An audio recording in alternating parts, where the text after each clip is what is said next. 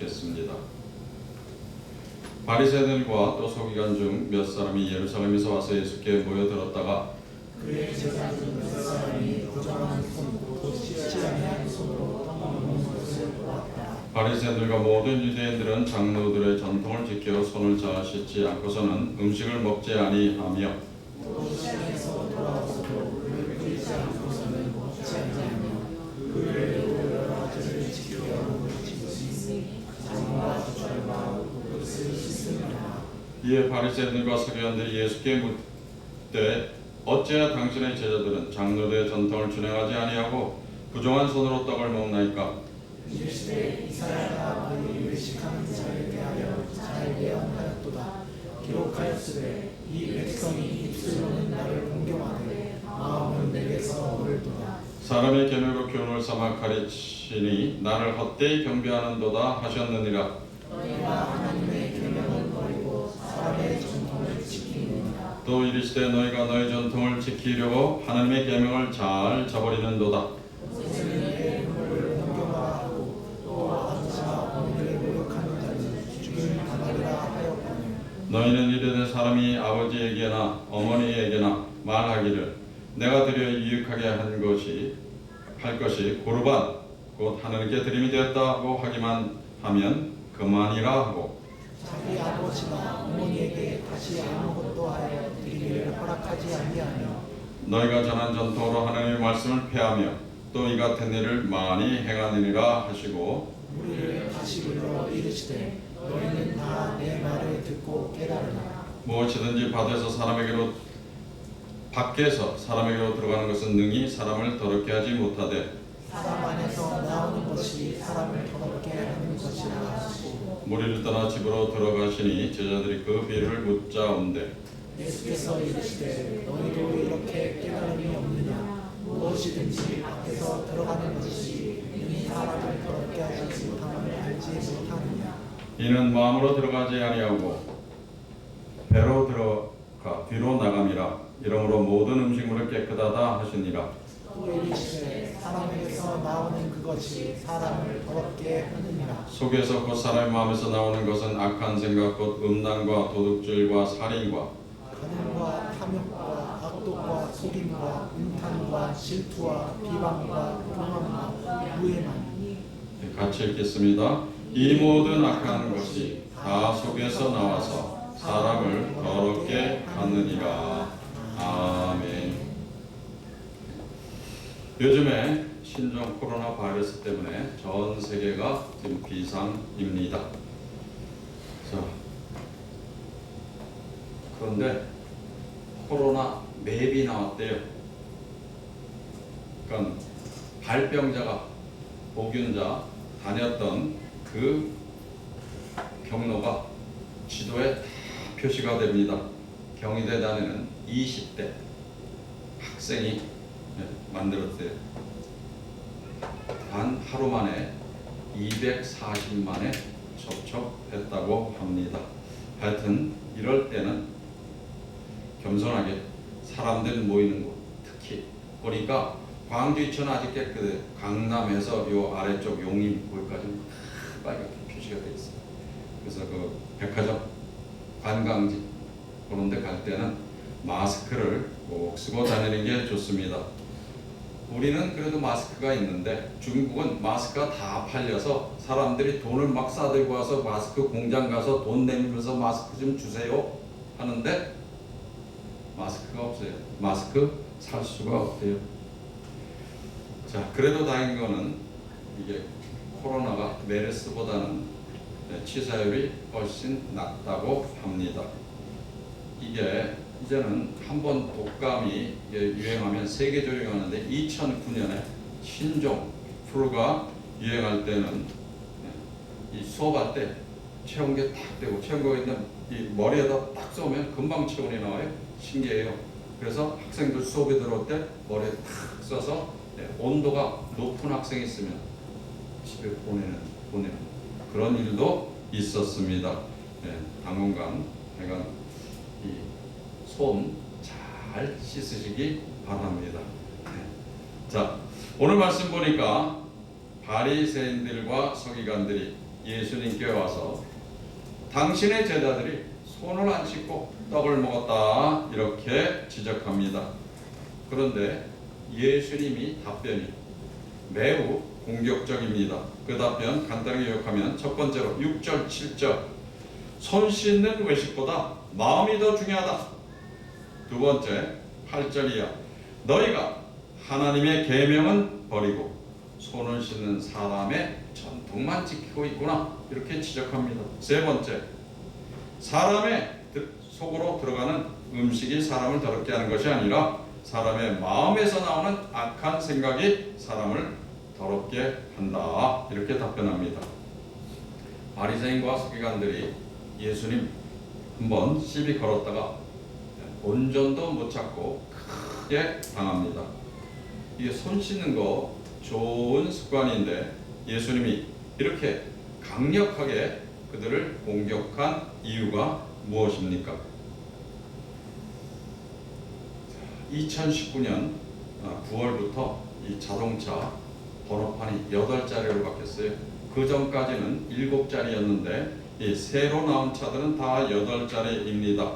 근래에 8자리 번호판을 단 일본 차를 세다전차 하루 종일 쫓아다닌 사람이 있어요. 왜 쫓아다녔어요?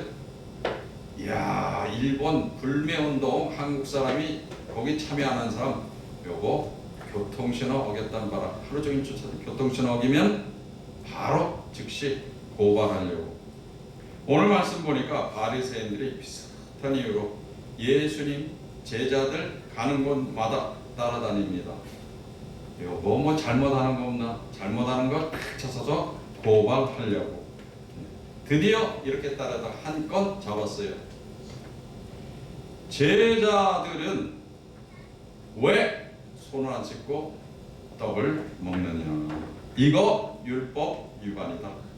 당시 율법 위반으로 고발을 당하면 여러 가지 처형을 당합니다. 심지어 심하면 죽임을 당할 수도 있습니다.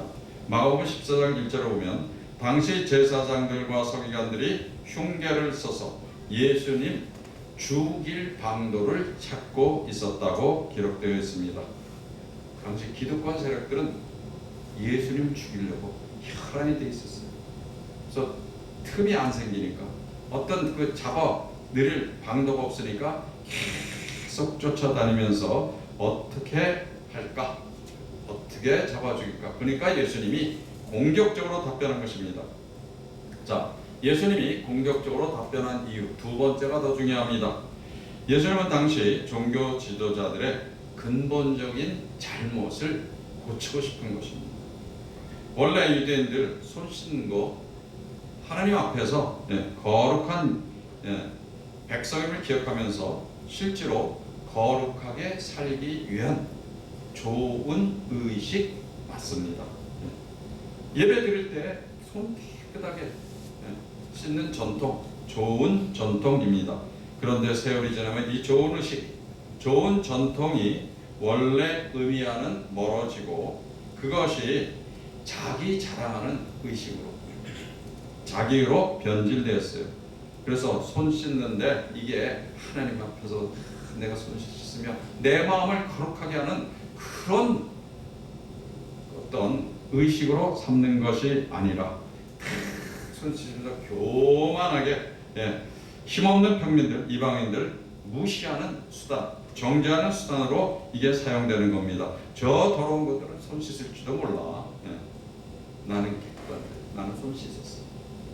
저 예수라는 사람 제자들 보니까 손도 안 씻고 밥 먹고 있네. 그래서 예수님이 손 씻는 의식보다 마음이 중요하다 이렇게 지금 가르치고 있는 겁니다. 그래서 중요한 정리를 합니다. 율법의 내용, 율법이 많이 있는데 십계명도 있고 많이 있는데 이걸 한 단어로 뭐라고 표현한다고 그랬습니까? 다 같이 합창으로 한 단어 사랑. 이걸 두 문장으로 표현할 수 있습니다. 첫 번째는 다 같이 해봅니다. 누구를 사랑하라? 시작. 하나님을 사랑하라. 자, 두 번째, 내 이웃을 사랑하라. 그래서 율법은 그냥 한마디로 한 단어로 하면 사랑입니다. 많이 얘기했죠. 지금 대번은 얘기하는 거예요. 율법이 사랑인 것을 아신 예수님은 사랑을 실천했습니다. 예수님이 어떻게 사랑 실천했습니까? 첫 번째로 세상에서 무시당하는 사람들. 세상 사람들은 상대를 안 하는 그런 사람들, 가난한 자, 소외된 자, 병자, 죄인들과 함께하며 그들과 같이 먹고 또 그들이 모자란 것, 병 치료하며 그들의 입장에서 그들을 포용하였습니다. 두 번째로 우리를 죄에서 구원하기 위해서 십자가에서 그 생명을 주셨습니다. 바리새인들은 예수님과 정반대로 행동하였습니다. 바리새인들은 그런 사람들에게 세상에서 좀 낮은 자, 소외된 자, 엄격한 잣대를 들이대면서 무시했습니다. 네, 저런 것들. 율법이 사랑인데 바리새인들은 율법으로 사람들을 오히려 죽이려고 했습니다. 그래서 오늘 말씀 8절에 예수님은 이렇게 지적하십니다. 8절, 너희가 하나님의 계명은 버리고 사람의 전통을 지키느니라. 즉 율법의 내용, 사랑은 버리고 율법의 껍데기만 지키고 있다는 지적입니다. 그래서 이들의 잘못을 지적하게 해주기 위해서 왜 너희들이 그렇게 하고 있느냐, 확실하게 예수님이 가르쳐주려고 유대인들이 행하는 고르반이라는 전통을 예를 들어서 설명하십니다. 고르반, 우리말로 하면 제물이라는 뜻입니다. 그래서 유대인들이 고르반 이렇게 선포하면 곡식 수하겠어요. 고르반 하면 이 곡식은 하나님께 바친다. 아무도 이 곡식 못 건든다. 아무도 이 곡식 먹으면 안 된다. 공포하는 겁니다. 만약 사장님이 내 사업체 두고 고르반 뭐라고요? 제물 하면 이거는 하나님께 드린 제물이다. 나는 내 사업체를 하나님께 드린다. 공포하는 것입니다. 얼마나 좋아요. 고르반. 내 것을 하나님께 제물로 드린다. 좋은 전통입니다. 근데 유대인들이 이걸 악용했습니다. 십계명에 부모를 공경하라고 되어 있는데 부모를 공경하는 것은 인간과 1부터 4까지는 하나님에 대한 계명, 5부터 10까지는 우리 인간끼리에 지켜야 할 계명인데 가장 중요한 계명, 첫 번째로 나와 있는 계명입니다. 그런데 이 유대인들이 추수해서 그 곡식 고르반 하면 이제 부모님 봉양 안 해도 됩니다. 그래서 부모를 공경하라는 것은 다섯 번째 제일 중요한 계명인데 그거를 딱 무시해버리고 그 전통을 핑계로 부모를 공경하라는 중요한 계명을 안 지키려는 그런 수단으로 악용한 것입니다. 그래서 예수님이 바리새인들 향해서 다른 사람들에게는 무거운 짐을 지우는데 니네들이 율법 하면서 다른 사람은 그렇게 힘들게 만드는데 자기는 한 손가락도 움직여 하지 않는다. 이렇게 책망한 겁니다. 그러니까 율법을 악용하였더라. 반대로 예수님은 수고하고 무거운 짐진 자들아 다 내게로 오리라. 내가 너희를 쉬게 하리라고 우리를 부르십니다. 자도 오고 능력 없는 자도 오고 병자도 오고 죄를 진 자도 오라고 부르십니다. 부족한 채로 우리가 부족한 채로 우리를 불러주시는 주님 감사합니다. 자, 배우자로 어떤 사람이 좋습니까? 배우자 영순이. 우리 청년들 잘 들어. 어떤 배우자? 1번 영순이. 1번보다 빠른 게 영순이에요. 뭐예요? 일단 신앙이 좋아야 합니다. 신앙이 좋은데 1번 외모도 좋고 마음도 좋은 사람이 있고 2번 외모만 좋은 사람이 있고 3번 마음만 좋은 사람이 있어요. 당연히 누가 최고예요? 1번. 신앙도 좋은데 외모도 좋고 마음도 좋고 거기다가 능력도 있고 부모도 부자고 그런 배우자고 결혼하면 얼마나 좋을까요? 그런데 이걸 다 100% 만족시키는 배우자를 찾으려면 평생 혼자 살아요. 오늘 말씀은 우리에게 외식보다 마음이 중요하다는 교훈을 줍니다. 외모보다 마음이 더 중요하다. 자, 얼굴의 의미. 얼굴 이게 무슨 뜻입니까? 이 얼굴. 얼굴.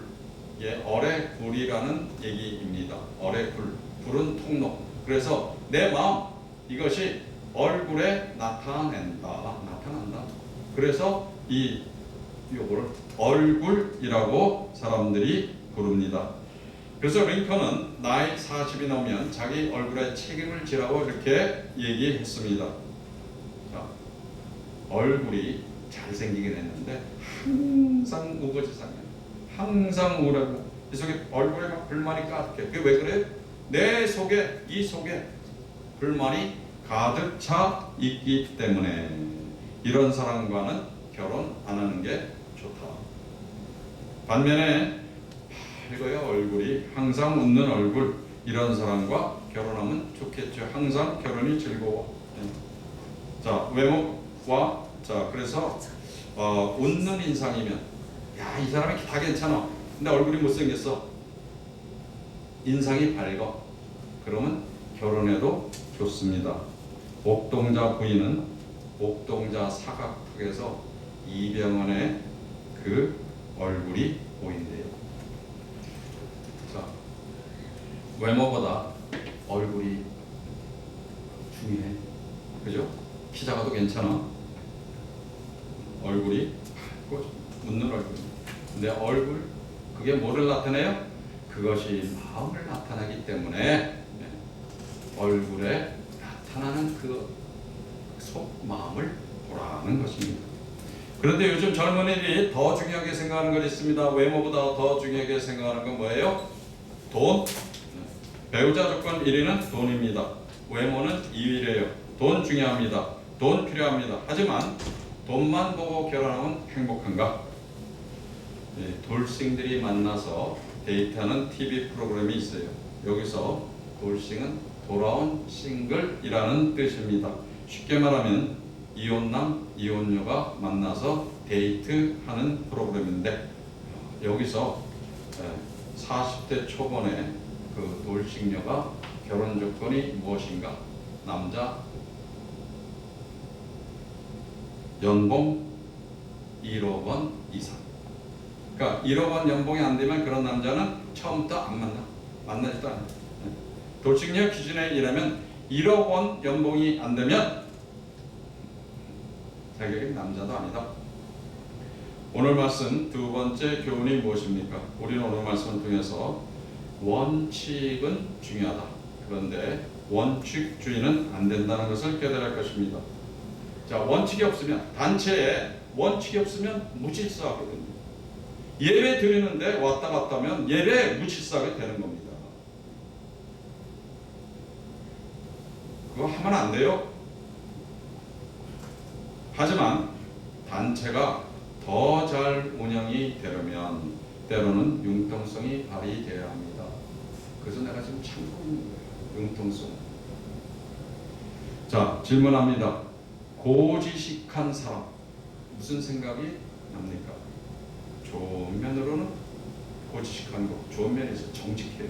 거짓말 잘 못해요. 그런데 어떤 때 그것이 자기 자랑이 될 수가 있습니다. 냉정한 원칙주의자가 되면 그 정직과 고지식이 다른 사람에게 상처가 되고 피해를 주게 됩니다. 제가 몇 년 전 학회 때문에 서울에 갈 일이 있었어요. 오후 1시에 제가 사회를 보게 돼 있습니다. 서울 갈 때는 길이 막히기 때문에 보통 1시간 여유를 두고 출발합니다. 그러니까 12시에 도착 이렇게 출발하는데 남산 터널부터 착 막히기 시작하는데 남산 터널을 나오니까 차가 움직이지를 않습니다. 꼼짝않아요. 제가 서울 출신인데 서울질이 이렇게 좀 돌아갔으면 좋겠는데 서울이 너무 바뀌어서 돌아오기도 힘들고 또 돌아가봤자 어떻게 할 수 있는 방법이 일단 막히면 다 막힙니다. 내비게이션은 시청적으로 좌회전을 하라고 이렇게 얘기했는데 이 좌회전이 100m가 넘게 차가 서 있습니다. 오후 1시는 회의 시간은 점점 더 가까워지는데 차가 안 빠져요. 그런데 이렇게 보니까 차가 안 빠지는 이유가 있어요. 교통순경이 거기서 좌회전 통제를 하는데 이분이 좌회전 신호가 이렇게 꺼지려고 하는 순간, 아직도 좌회전 신호가 있어요. 내비로 두면 차가 한 대, 두 대 더 가지고 있는데 좌회전 신호가 꺼지려면 그 봉 들고 차를 막아서 탁탁탁 막아요. 여기는 아직도 좌회전 신호입니다. 자, 속이 막 타올라요. 저 사람 없으면 내가 좀 더 빨리 갈 수 있는데. 전화가 막 와요. 정 박사님 지금 어디십니까? 예, 시청 지금 좌회전 기다리고 있어요. 길이 엄청 막힙니다. 이렇게 되다 보면 그 학교에서는 곧 1시 전에 넉넉히 오겠구나 이렇게 생각하는데, 하지만 그 교통순경 때문에 저는 예성보다 한참 더 기다려야 합니다. 그냥 내려서 그 교통순경한테 한마디 해주고 싶어요. 당신 때문에 길이 더 막혀요. 그러면 그 교통정이 뭐라고 대답하겠습니까? 신호를 지켜야 합니다. 좌회전 신호 꺼지기 전에 차를 다 막고 있잖아요. 이렇게 하면은 승강이가 벌어지는 겁니다. 이분 때문에 제가 그날 정각 1시에 딱 도착했어요. 막 뛰어 올라갔어요. 한 2분 지각했습니다. 이 교통순경이 좌회전 신호대로만 그저 차 보내줬어도 저는 그날 지각 안 했어요. 참, 자기 스스로 생각하는 자기 지식, 그 지식 때문에 사람에게 저기는 열심히 교통 정리한다고 했는데 실제는 교통 방해를 하고 있었습니다. 그 지식은 높은 고차, 높은 지식인데 이런 경우는 자기 지식만 높다고 생각해서 지혜가 없는 지식이 됩니다. 그래서 지혜가 없는 지식일수록 고집도 세면 이게 문제가 엄청 더 커지는 겁니다. 네, 그래서 그런 경우는 아예 지식이 없는 것보다는 못해요. 왜냐하면 자기만 의로운 지혜가 없는 고지식은 다른 사람의 의견을 무시하고 다른 사람을 정죄하며 상처를 주고 이런 경우 피해를 주기 때문입니다. 사람들은 누구를 제일 좋아한다고 했습니까? 누가 제일 좋아해요? 자기 좋아해주는 사람 제일 좋습니다. 자, 노벨상을 탄 유명한 대단히 훌륭한 사람이 있어요. 그 사람과 나를 좋아해주는 사람 누가 더 좋습니까? 나 좋아해주는 사람. 그죠? 나에게 지적질하는 교인이 있고 반면 나에게 친절하고 교회 빠지면 무슨 문제겠나 전화도 거주고 점심도 사주는 사람이 있어요. 누가 더 좋습니까? 물어볼 필요도 없습니다.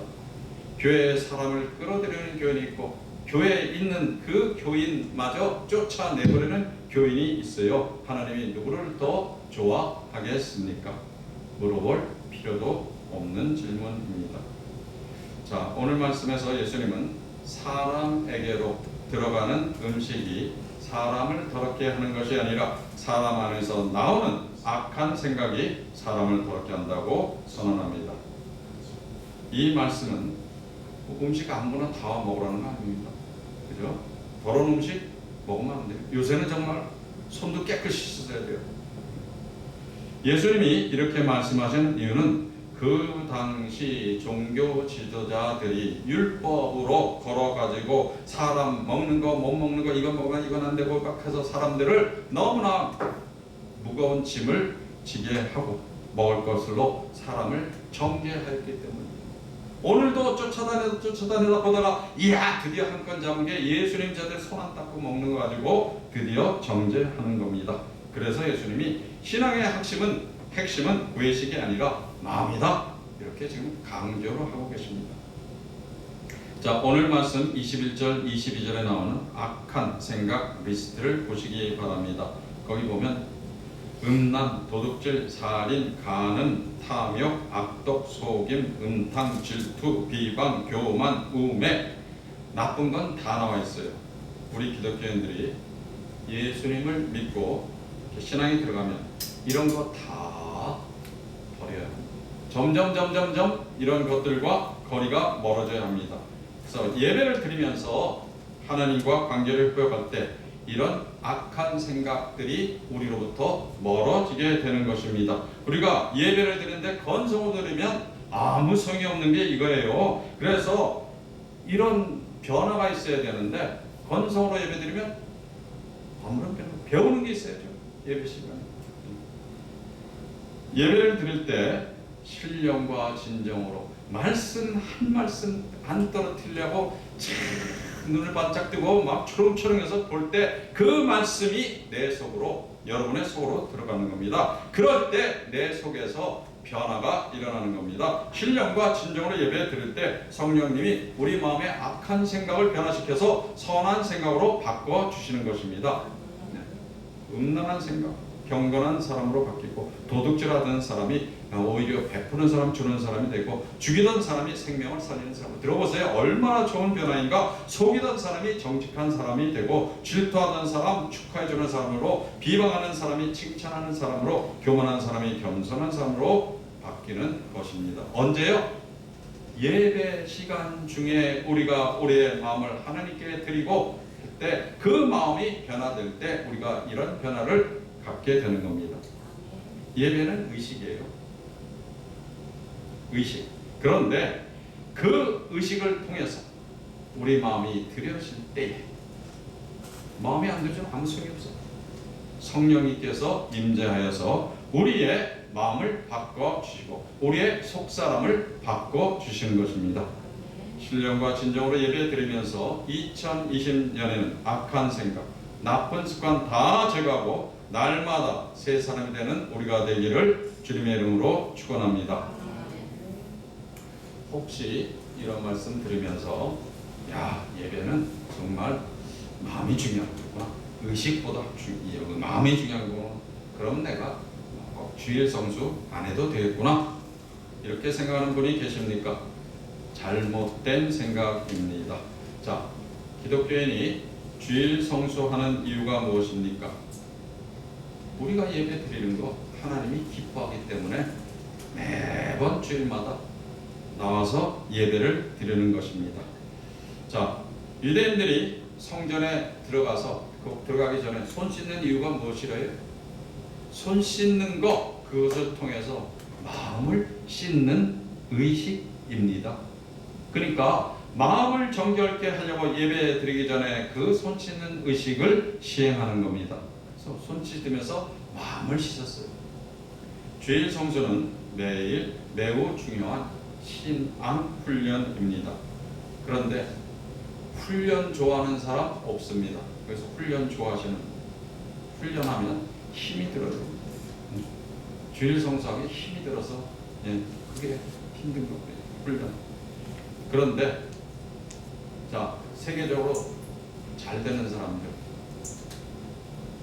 예를 들어서 올림픽에서 피겨스케이트 금메달 딴 김연아, 훈련 없이 그렇게 되는 사람은 한 사람도 없습니다. 김연아가 한 동작을 그걸 자기 몸에 붙게 실수 안 하게 만들려면 10,000번 이상 그렇게 똑같이 반복한다고 합니다. 자, 뼈를 꼽는 고통의 단계, 그걸 이기는 사람만이 그렇게 최고의 자리에 올라갈 수 있습니다.